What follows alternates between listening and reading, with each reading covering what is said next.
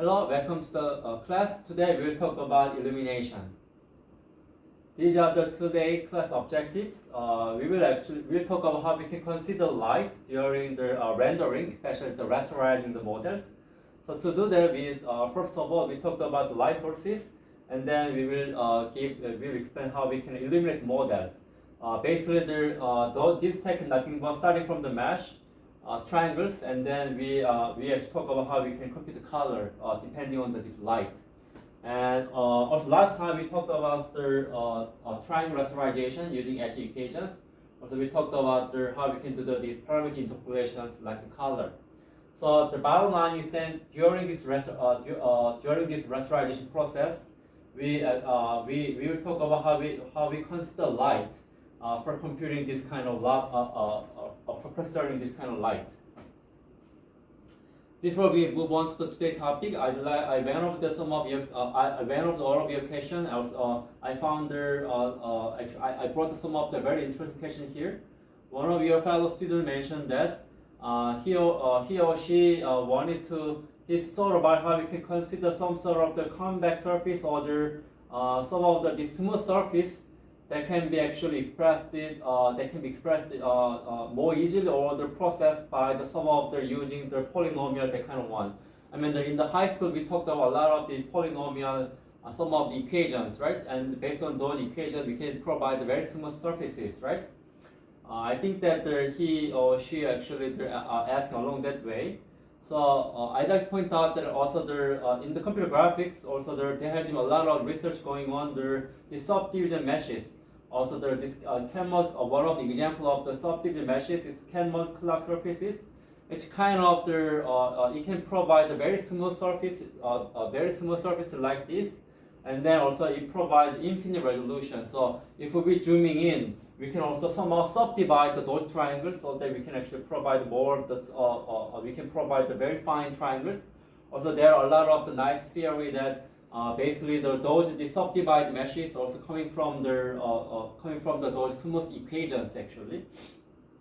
So along that line, also our lab work on how we can actually how to effectively perform the ray tracing on those subdivision meshes. If you're interested, actually, you can also go over some of you can go over this paper also along those lines of the subdivision meshes. But I'd like to point out that actually this year, the ACM, the Turing Award goes to some of these pioneers in the field of computer graphics. Actually, he's actually Ed Campbell. He's actually one of the pioneer to answer this question. So he proposed the subdivision meshes that actually deriving from some of the equations. I cannot talk about all the low-level details. But actually, based on that, they can actually. He's also this Pat Hanlon, one of the Stanford professor. Earlier, actually, they worked together to create this kind of this Toy Story movie. So in the movie, actually, we wanted to provide a very smooth representation, right? So if we cannot just using the triangle, right? But actually, there are a lot of benefit of the rasterizing, a lot of benefit of the using also rasterizing triangles. So actually, they designed this kind of subdivision meshes. Somehow they can also keep subdivide the triangles so that actually they can provide very fine triangles. Also those triangles coming from the very smooth representation.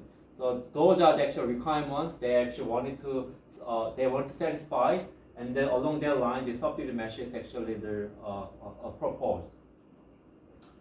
Also, another question is that can you use the data generated by the graphics technique for the deep learning, right? I mean, some of you may heard about that this deep learning is very data hungry to achieve very good accuracy for some of the learning tasks. We need to use a lot of data, right? And then the capturing the real data, real image, a lot of the real data actually takes a lot of time or money, right?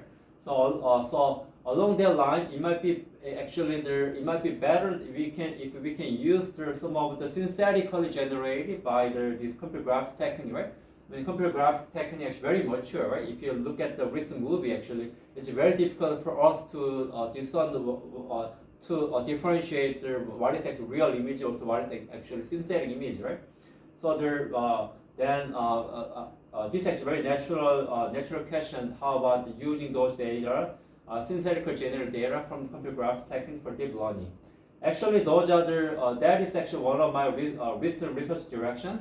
So along that line, also recently we actually had a paper on the single image reflection removal. So if you take the photo through the window, then sometimes actually then you will see you will see the unwanted reflection from this glass, right? So there are a lot of cases we wanted to remove those kind of those reflected artifact, right? So along that line, we proposed the reflection removal technique with the deep learning. But taking those images, it takes a lot of time. So we applied the physically based rendering technique for generating for the data set for deep learning for the single image reflection removal technique. And then I guess it's a little bit difficult for you to see this image, but they're basically here compared to the prior technique. Actually, they're here. You can see if you look at the slide, actually, there are some of these reflection artifacts, and there are some of the prior technique to try to remove them, but it wasn't that really successful. Our technique is not the perfect, but actually can provide can remove this reflection artifact better. Mainly because that we can actually utilizing the very physically rendered, the synthetically generated image, which are also works very well with the real cases. If you're interested, I recommend you to look at the technique. So the bottom line today we'll talk about illumination, right? So there got to be light, and then we need to compute the color for of the triangle of vertices depending on the light, right? But the main fundamental question is how we can see the object, right? We need to think about how we can see the object. So we actually learned a lot of the component to answer that. But here I'd like to put them together. So overall, it's actually how we can see the object is it's nothing but physical interaction, right? Also, we need to somehow we actually somehow receive those energy, and then we somehow interpret them as a color. So basically, there got to be light. The light is subclass of electromagnetic wave, right? There are different names of different names for these different types of the frequency, right? So visible light is located here, and then we know that actually the red one actually has a more longer wavelength and so on, right?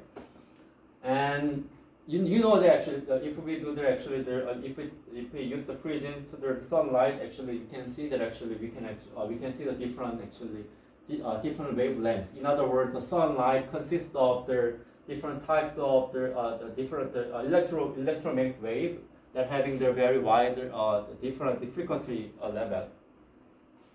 And then we have our eye, right? Our eye is nothing but sensor, right? So basically, the light goes through this cornea and so on, and then actually arrive at the retina, right? And then I'm not expert on this Bayer, but I'm just giving you the high level idea. And then on the retina, actually, there are rod and cone sensors. You might heard about this actually the cells, right? They're nothing but a photoreceptor, right? So basically, the rod cell actually they are responding to the illumination level. Also, these cones actually there seems to be 3 different types of cone, and then one of the cone actually corresponding to the actually kind of color electromagnetic wave that are actually mapping to this kind of certain color. So if you see that actually, sorry about this Korean language actually, but high level is that the human actually, we actually had this kind of 3 different cone sensor, and then for example for the red cone sensor, it actually responds higher to this particular electromagnetic wave that has this kind of wavelength, and then the green the blue one actually blue cone sensor corresponding to this particular frequency, and then it gives the higher response to there. And then somehow the bottom line is that this rod and cone responds to the different frequency, and then depending on this received energy, it generates certain response, right? And then somehow our brain interpret those actual response into a color. Color does not exist. Color is not a physical quantity. Color is nothing but our brain's way of interpreting those three different our way of interpreting these different electromagnetic waves. So if you look at the birds actually has 4 different sensors. So actually the way the birds see is very different from our color that we perceive because of these different sensors. So think about it. I can explain. I can give some of a hint why the human actually reached to having these 3 different sensors that correspond somehow to our brain with these kind of these 3 different channels. But I leave it that question to you. There could be many different theory why we actually end up with this kind of 3 different actually sensors. But also the rod actually the more sensitive to the illumination level actually. So for example, you might heard about that when you wanted to observe the star at night, you should not look at the star through the center of your eye. Someone may heard about it. We need to look at a little bit. You need to look at the star that you want to look that you want to see in a little bit with a little bit of this offset, right? The reason is that cone rod sensor located more densely not in the center of our eye, but a little bit off from the center. So that's why you need to use that region to see the star where we don't have where we don't have a lot of this illuminated light energy. So that actually we wanted to use the rod sensor so that we can observe that very dim objects. Okay, so then how about a lot of cases actually we look at the certain object, right? We look at this kind of leaves, right? But the leaves does not emit any energy, right? Then how can you see that? So for example, in my receive sunlight actually perceived as white light, since actually it consists of a lot of different frequencies of electromagnetic wave, and then we perceive it as white. And then here the leaves has a particular material, right? It receives this energy, and then it also some of the out of the received energy, it also absorbs some of the light, right? And then you know that actually we actually utilizing some of the absorbed light for this photosynthesis, right? And then it also emit the energy. In other words, we said we treat it as the material of the leaf reflect the energy, right? But with a different frequency. And then that frequency, for the case of the leaf, that frequency corresponding to that particular actually that kind of frequency, and we perceive it as green. That's the physical explanation how we actually see this kind of color of the leaves. So actually there are also this physical part, also the biological part, but actually they're actually combined together, and then you can somehow answer to the question how can we see the objects. Or how about also there are a lot of difference between the mirror and white paper, right? So basically the mirror or the paper, think about it. For the case of the mirror, right? If we receive the energy, right? You know that the mirror actually reflects the energy in a particular direction, right? So there, in other words, if you are located here, then you can see actually this region, right? Basically, you are receiving the energy that actually traveling from here to there and reflect to there and so on, right? But how about the white paper? The paper is that paper actually has if you look at the surface of paper, it actually has a very rough surface, right? And then once you receive the energy at that direction, then this surface actually the micro level of the microstructure of the surface of the paper is very rough, and then you reflect energy all possible direction actually. So that if you look at the paper there, you can also see the paper. But if you look at the located here, then you can also see the paper, right? Since actually there, since there, you can since actually there, you can see there some of the energy reflect from here to that direction, right? But the problem is that you cannot get the when you look at the paper, you cannot get the you cannot get the image like the mirror. Why? So for that, if you are located here, if you get for that energy, actually it reflected the all possible direction, and also you get some energy out of there, right? But also there another energy also the arriving there, also it reflected energy all possible direction, also it gives the energy along that direction. In other words, when you look at the paper along this particular direction, all possible incoming energy actually arrive there and reflected there actually to there. In other words, all possible surrounding energy actually they mix together. So that's why actually we see that actually we actually see that the paper as white. We don't see that any reflected image out of there because of this problem. Okay, those are the kind of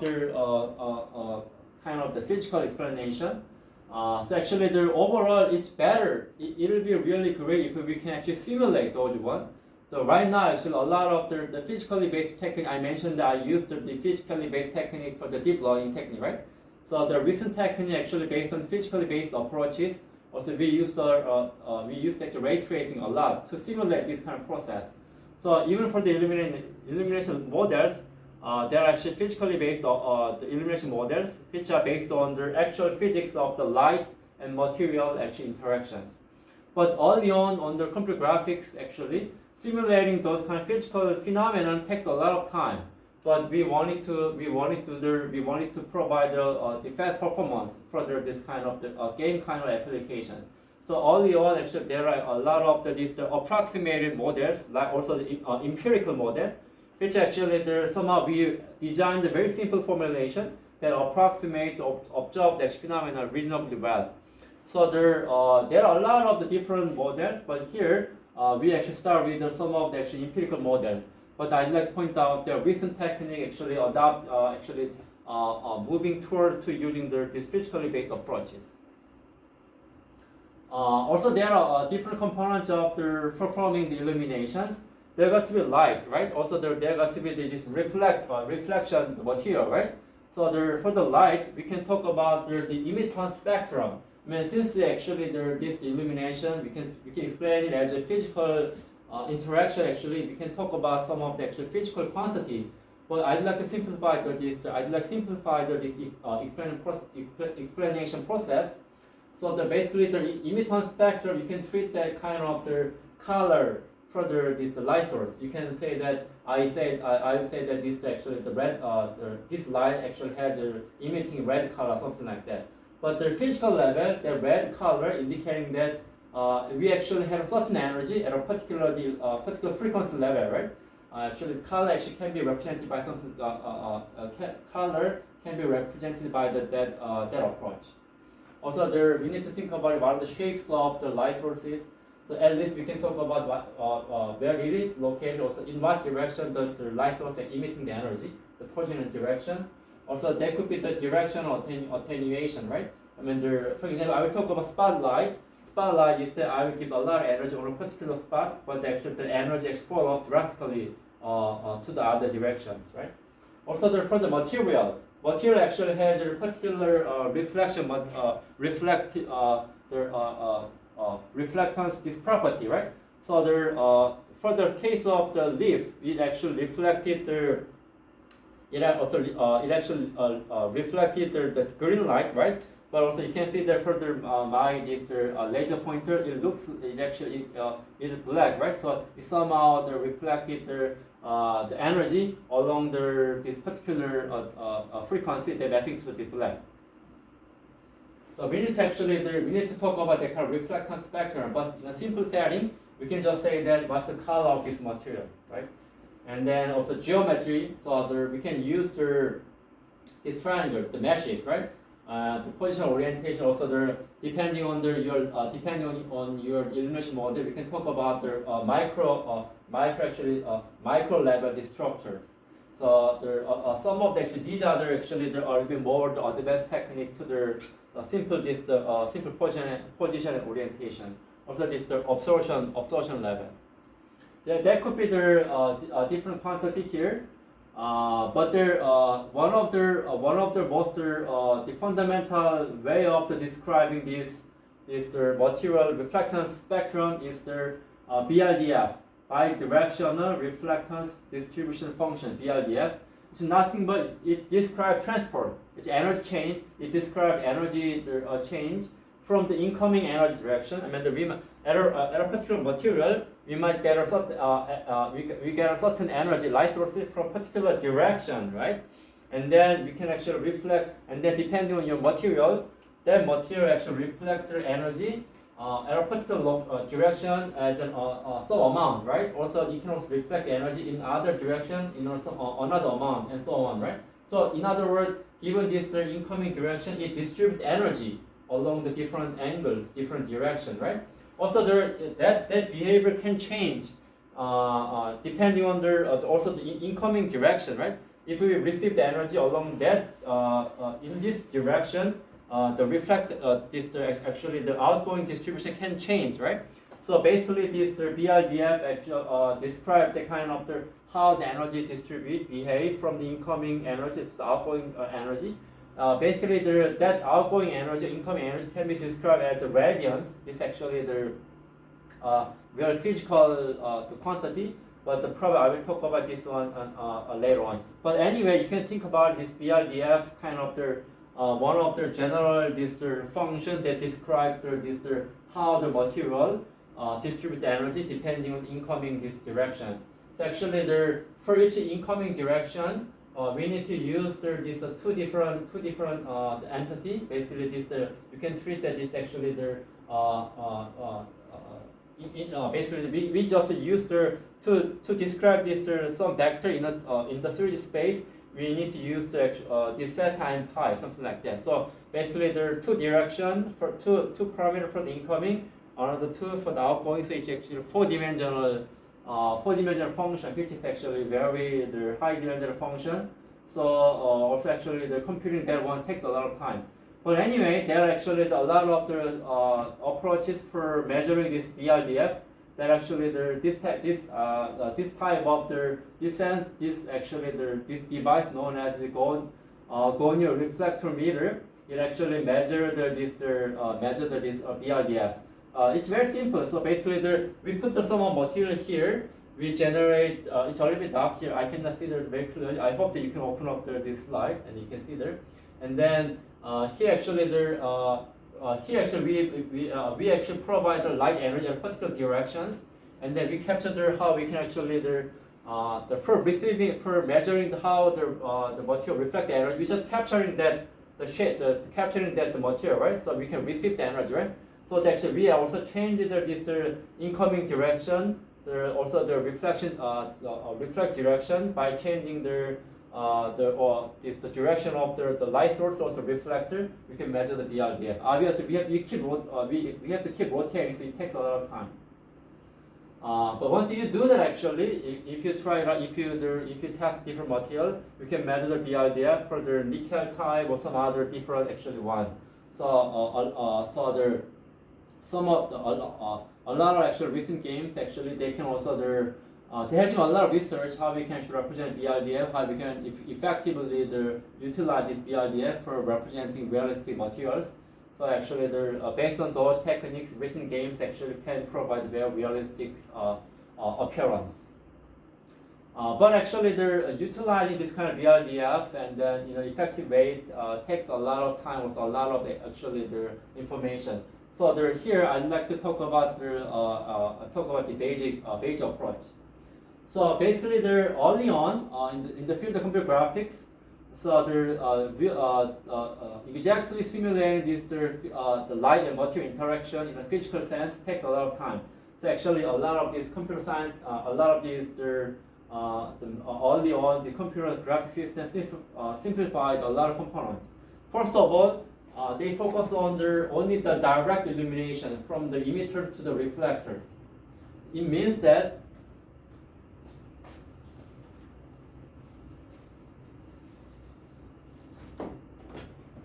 So suppose that here is actually a triangle, right? And this is actually light source. And the light source actually they're emitting the energy to that direction, right? And then our viewer actually located there, right? And then direct illumination is that somehow when you rasterize, basically we only consider light source that are coming from the light source arriving here and hitting here and then reflected from the surface and arriving to our eye. So there are only one bounce. We call it this actually direct illumination. So a lot of the rasterizations may be designed to compute only direct illumination. But obviously we chose that approximation to accelerate the rendering performance, but you can see that there could be many other way of receiving energy. For example, there could be this kind of triangle, and then the light source emitting energy at that direction, and also the reflect energy to there. Also then we can see the energy along that direction, right? There are two bounds, right? One bounce, two bounds. Not just two bounds, there could be the multiple bounds. Think about it, how much actually bounds we can have to see the particular object in our world. There could be infinite number of bounds, right? And that actually that kind of actually the photons actually nothing but travel here and then bouncing here and there a lot of times, and then we observe that photon, right?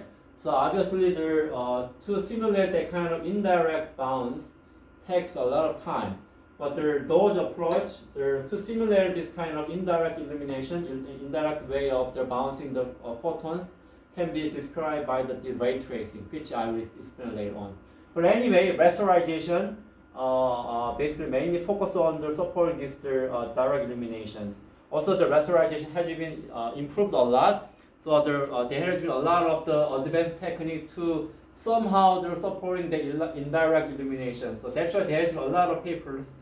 But you can see that actually the rasterization mainly assume to support the direct illumination. So there are a lot of the limitation to support the indirect approaches within the rasterization. Also, it also ignore it want to simplify the geometry of the light emitters.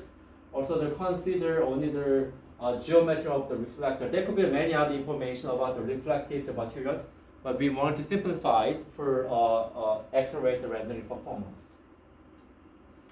One of the approach is the ambient light source. Ambient light source is the kind of the simple hack. In other words, you can treat this kind of heuristic or the drastic approximation for the indirect illumination. If we don't support the indirect illumination, think about it. When you when you turn off the light in your room, right? I mean, it cannot be the perfect dark, right? I mean, there could be a little bit of energy somehow, right? A little bit of the brightness, right? Then why we got the brightness? Somehow there could be the photons actually, we are getting the photon through some hole, and then the photon actually they're bouncing and traveling within the room and then bouncing here and there, and then we absorb the photons, right? And then simulating for that kind of indirect illumination takes a lot of time. But somehow if we just ignore that ambient light, that kind of indirect illumination, then we are losing a lot of accuracy. So actually to address that issues of ignoring indirect illumination, we actually propose that rasterization has come up with this idea, the ambient light source. So we cannot simulate that kind of indirect illumination, but instead we just adding some constant, nothing but just some constant value, you can put constant illumination level. So there could be some sort of, we just virtually thought that there could be ambient light source that actually has a particular ambient illumination level on the surfaces, and then also for each reflector, also it has also the reflected ambient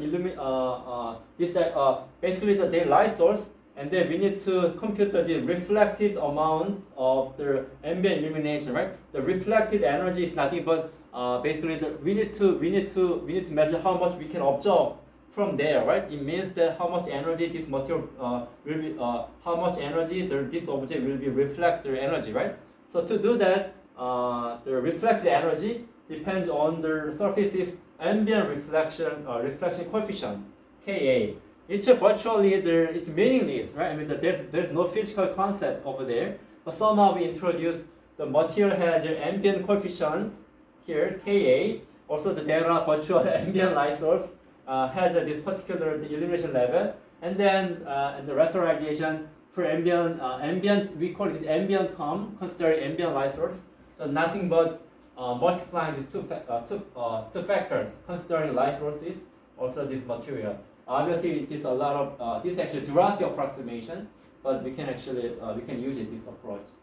And then to do that, also there could be the RGB channels. So there these kinds of parameter, also the ambient light sources. There could these are actually specified along the RGB these 3 different channels. This actually ambient term, we call it ambient term, frequency ambient light source, which is the Duracell approximation of this indirect illumination. Also there could be point light sources, right? Point light sources actually emitting their light energy from a single point to the all possible directions. So you can see that it's actually a simple approximation to a local light source, such as this light bulb, right? And then here's a point light source, and we have a certain triangle. And during the rasterizing this triangle, we need to compute the color, we need to consider light source, right? At this point, P dot, we can measure we can actually compute the light direction from here to there, right? Which is like this. And then further, we actually normalize. So actually, we actually have this kind of formula. We divide this vector with the magnitude of that vector, right? Then we can compute this unit vector along that direction, right? And then the direction, you can see that as the point actually the vary along the surface, the light direction actually varies, right? And then based on that, we can somehow provide the color change. And there could be this directional light source. So somehow, if you look at the sun is located very far away, right? So even though you actually vary along the surface, if you measure the light direction, doesn't change, right? Since the sun is located very far away. For that kind of cases, we can use the directional light source. Basically, the light, I would say that this light rays actually parallel, have the no origin, particular origin. It's parallel lines. So actually, you can consider this as a point light source at infinity. You can see that it's good approximation for sunlight, right? So even though actually you are moving along this surface, the light direction actually does not change. Then how can we specify this point and directional light sources? So actually it's nothing but we talked about earlier we talked about homogeneous coordinate, right? So actually the first coordinate of the homogeneous coordinate, if the 1, it will be the point, right? And the first coordinate turn out to be the 0 is vector, right? So directional light source is nothing but a vector. So basically by utilizing the homogeneous coordinate, we can very easily specify the point and this directional light source. Also, we can very easily differentiate between them. There could be many other other types of light sources. Spotlight, also the area light sources here. So somehow, if you look at the real light emitter in our world, actually they are having this kind of different. They're actually having the area, right? But actually, there are a lot of cases. In the rasterization, consider light source is very easy. So a simple way of considering the area light is nothing but using the many of these point light sources. Suppose that this is actually the rectangular shape of your light bulb. Then to consider this one, you put some of these point light sources, right? Something like that. You approximate the area light with a set of the point light, and when you're actually rasterizing this one, you consider what are the actual light direction from here to there and from here to there and so on. So that way we can consider we can somehow approximate it, this kind of area light source. Now I talked about the light sources. Now I move on to the material actually how we can actually consider material. One of the very simple reflection material is the ideal diffuse reflection. Ideal diffuse reflector, which is kind of chalk. So in other words, it actually once we receive the energy, basically we can treat that this kind of material reflect the energy all possible directions in an equal amount of the energy. So basically, once you receive the energy, this arrow it actually reflects the energy, but you can see that its magnitude of this vector actually the same. So actually, this vector, the magnitude indicating how much energy we are actually reflecting, right? So in other words, this reflection is kind of view independent. Even though actually you are looking at this model at that direction, you look at the model at that direction. Basically, irrespective of your view, irrespective of your viewing direction, you will get the same amount of energy, right? So that's why the reflection energy, computer reflection energy, is kind of view independent. And then why we actually having this one? If you look at the microscopic level, if you look at the surface of the chalk, they are actually very rough. So actually, it actually reflects the photon all possible directions. And then at this kind of ideal setting, you might heard about the Lambertian cosine law. We can apply this Lambert cosine law. In other words, suppose that this is actually triangle, this is actually normal, and then this is actually light direction, and then some other, and then the angle between normal and light direction, etc. Right? And then the reflected energy. The reflected energy, we don't need to worry about actually angle. Since actually it is view independent. Basically, irrespective, in what direction we are getting the same amount of energy. So we don't need to worry about the reflection, the direction. And then how much energy actually we can get how much energy we are reflecting along a particular direction can be represented by this cosine law. So given this II, incoming light energy, further this kind of diffuse cases, and then this you can see that basically when you will see that when the sun is located at the top of the sky, then we are getting a lot of energy, and then we can also reflect a lot of energy, right? And then as the sun actually leaning toward the kind of the horizon level, then you see the actually energy actually going down. But that relationship can be represented by the cosine law. Basically, if you think about it, actually you can derive you can easily derive why actually we can have this cosine theta relationship. But the one trick is that one way of approaching for deriving that cosine term is that you need to think about it.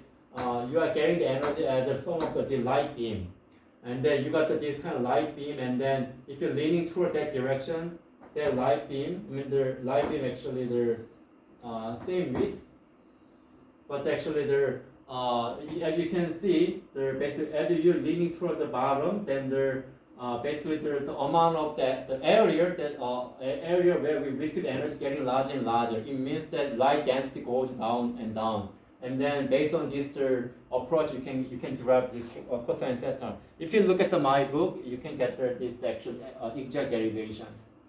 So basically, this is nothing but Lambertian cosine law. The energy, the reflected energy, actually goes down as a cosine theta between these two vector, normal and the light source. And then also this also means consider the material, right? So basically the different material has a different different this reflection material, right? So different. We talked about DLDF, but it's too complicated. So that actually instead we wanted to simplify. So that but here actually we drastically simplify it, and that's why we just using the sum of this the constant KD. So this incoming energy II, incoming the energy light sources in terms of diffuse in terms of this diffuse term. Actually, the energy that energy that we're computing for this either diffuse known as this we call it diffuse term. This actually diffuse light source illumination level, and then depending on the angle between normal and light source, we can actually compute you can compute how much energy it will be reflected. Also, the depending material, also the change, also there are a lot of there is the variation in terms of reflection energy, right? So the depending on material, we provide this KD. So based on the KD, actually those are the material dependent term. And so actually when you actually compute the energy and you compute the illumination level, color, by considering the illumination level, and then you can get this kind of this variation, color variation. Based on this one, you can see the light source may be located here, right? And then as the sum of the point is located there, then you can see the theta actually getting wider, and then the reflected energy getting smaller and smaller, and so on. So that actually by changing light source, you can get this kind of the change. This actually the diffuse reflection for varying light directions. And then sometimes also there, when you take the normal between when you take the dot product, here actually the cosine, I should mention this one. This cosine theta can be represented by this actually dot product between these two vectors. This the normal and this normal of the triangle also vice versa. So actually dot product, I mean obviously the performing dot product is much more efficient in computing the cosine term, right? So that's why actually we typically use the dot product. And then in some cases actually when you get the negative dot product result, then it means that triangle actually blocked by another surface of itself, right? So actually there cannot be the negative energy, right? So we just treat it as 0. Also so far I talked about ideal diffuse reflector, like this blackboard, also this the chalk, right? But also there are this kind of the mirror or this kind of metal-like metal shapes, right? We call it this actually specular reflection.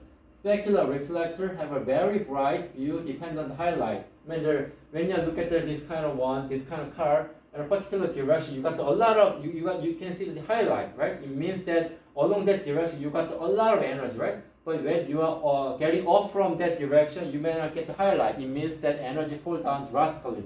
So it is actually the view dependent. You can see that there are view dependent actually energy computations. So this kind of polished metal gloss car finish and mirror. If you look at those materials in the microscopic level, it's very smooth. In other words, you can reflect the photon in a particular direction. So actually, at that cases, with basically this ideal specular reflection cases, those one can be described by the Snell's law. We actually learned this kind of Snell's law, or maybe in high school or something like that. Snell's law actually they're indicating that this actually explains the relationship between angles of the incoming and reflected ray. Here, suppose that actually this surface is normal, right? And then this incoming, this light source also this light actually hitting there also reflect in particular directions, right? And then this theta I is incoming angle for the incoming light sources, and theta O is actually the angle for the reflected energy from this normal. And then Snell's law actually Snell's law nothing but something like this. And Ni multiplied with sine theta I equal to the NO multiplied by the sine theta O. And then here Ni, NO is nothing but indices of the refractions actually. If you actually look, there are actually for the different materials we can actually so if you look at how the light bends when the light actually they're traveling from the air to the water surface, right? There are actually different index, refraction index for the water and the air, right? So that's why the light bends, right?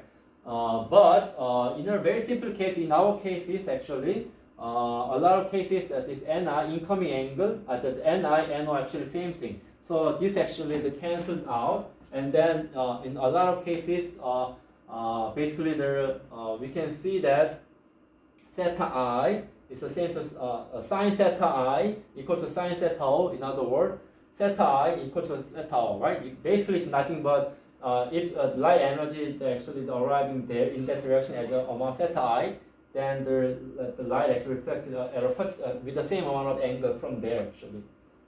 That's basically the very simple. We can apply this kind of rule for this kind of mirror cases based on this Snell's law. When we actually have only one medium, I mean, in our cases actually the light actually traveling through this air, hitting the material, also reflected through the air, right? So at that cases the Ni, N0 is the same thing. But the question is that how can you compute this R vector, right? We wanted to compute the R vector. So later on, basically we will use this R vector. How can you do that? In the end, R vector can be computed at that way. So basically, angle between these two vectors, same thing, right? And then for R vector, we can actually negate this L vector along that direction, right? And then if we can actually measure then that direction from here to there will be the parallel to this normal vector, right? the question is that what are the magnitude from here to there, right? Then the magnitude here is that we can see that for that magnitude, right? It actually everything is actually the mirror reflection, right?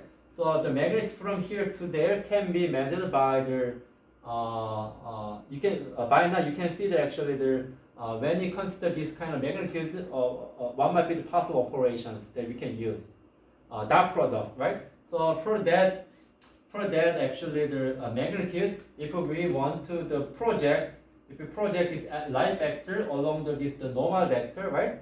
Then we can compute this magnitude, the magnitude of the projected vector of the L, right?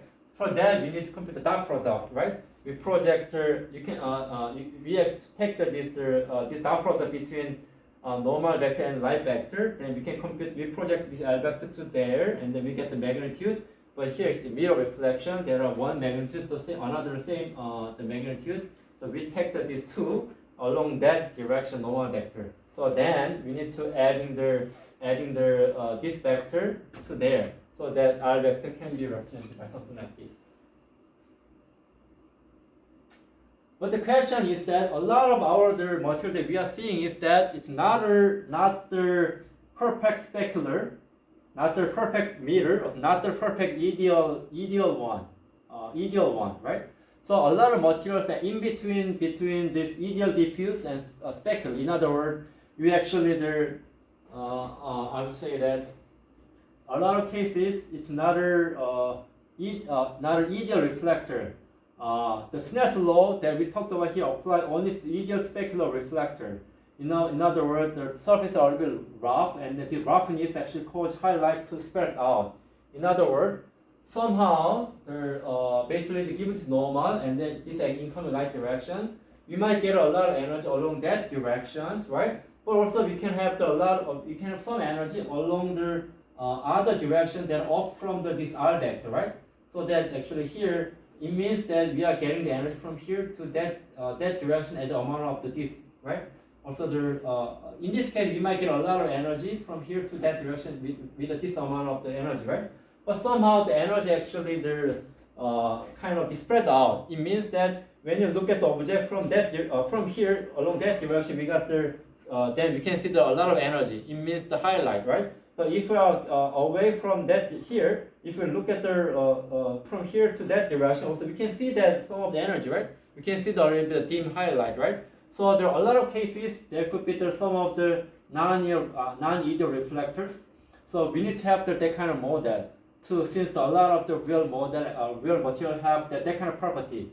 So actually, early on, empirical models try to simulate this appearance of the effect instead of trying to capture the real physics. But actually, a lot of the recent the technique actually based on the real physics. Also, there are a lot of the approximation. In the end, basically the quantum physics describe this one, but we cannot even simulate quantum physics further, even generating movie and the game, right, at this point of time. So actually they got to some sort of the approximation, but I'd like to talk about somehow we wanted to simulate this one with a very simple operations.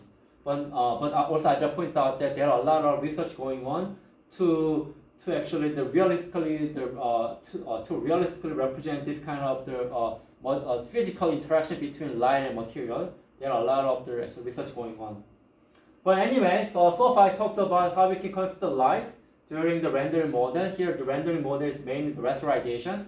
But even for when you talk about ray tracing, the technique that I talked about today, ambient term, diffuse term, can be used. So actually that's what I talked about here. So I talked about how we can consider ambient light, diffuse material, diffuse light, also the ideal specular, the light and materials. And then the component that compute the ambient, diffuse, ideal, specular, we call it as the ambient term, diffuse term, and ideal term. And then by considering those one, we can actually by considering those one out of this actually sum of surface only with ambient term. Ambient is nothing but constant, right? But if you consider diffuse and specular, also I didn't really talk about the non-ideal reflective, which I will talk about next time. If you consider that one, then we can actually have this kind of the result. Yeah, that's the main message that I'd like to deliver to you today. And these are the common the homeworks. Try to go over the next lecture slide. That way you can actually you can follow the material better. And then watch the 2 video. Submit it's summary prepared every Monday class. And submit the question 2 times during the whole semester. Yeah, that's it. Next time I'll talk. So far today I'll talk about each individual component, and next time I will talk about how we can consider non-ideal reflector. I will talk about how we will put together everything together, and I will move on to the shading. Yeah, that's it. Thanks so much. Bye.